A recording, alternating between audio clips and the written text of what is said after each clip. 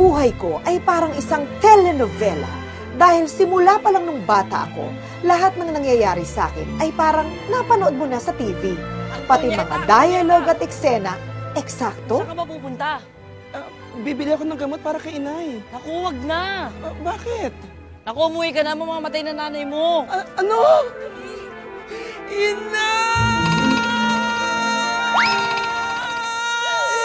Ako.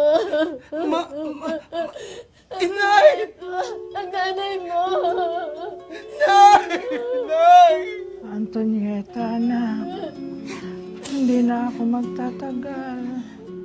Nay, saan kayo pupunta? Sa tingin mo, sa kalagayan kong ito, may lakad pa ako. Mamamatay na ako. Bibili pa ako ng gamot ninyo, gagaling kayo, Nay! Gusto ko na rin magpahinga. Pagod na ako. Makinig ka na lang sa sasabihin ko. Nay, huwag kayong magsalita ng ganyan. Please, huwag po.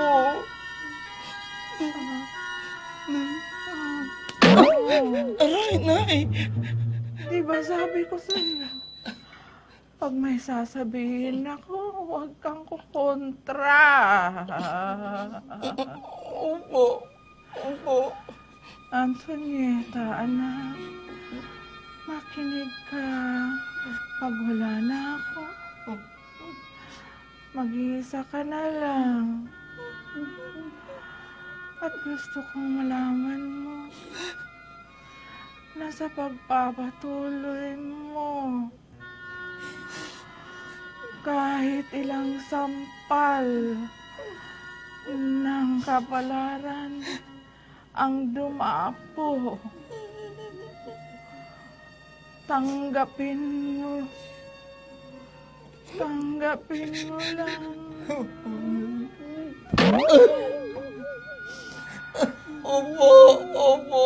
Huwag kang susuko at huwag kang papayag na malunod ka sa dagat ng buhay.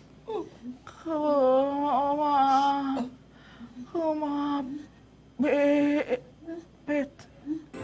Ina!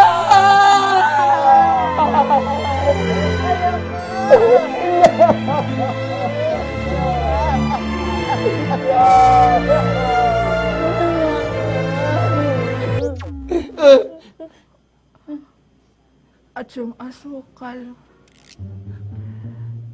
takpan mo, laging nilalanggam. Oh. Nay? Nay? Nay?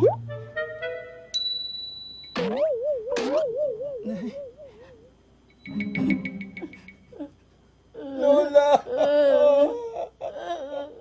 Wala na talaga si Nanay! Ina!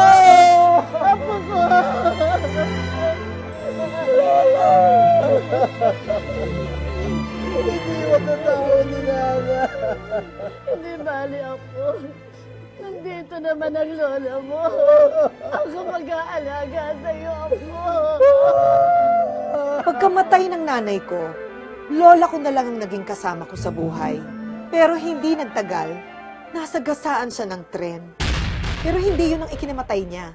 Ang ikinamatay niya ay atake sa puso. At dahil wala na akong kasama sa buhay, nagpalaboy-laboy ako.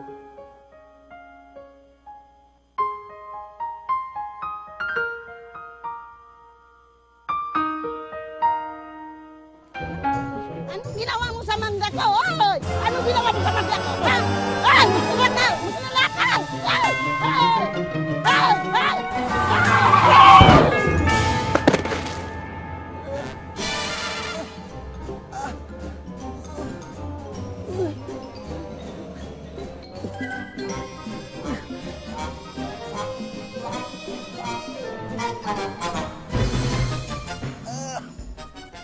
Ang asim! Uy, tulungan natin. Mukhang nasaktan, no? Ang asim ng mukha, eh.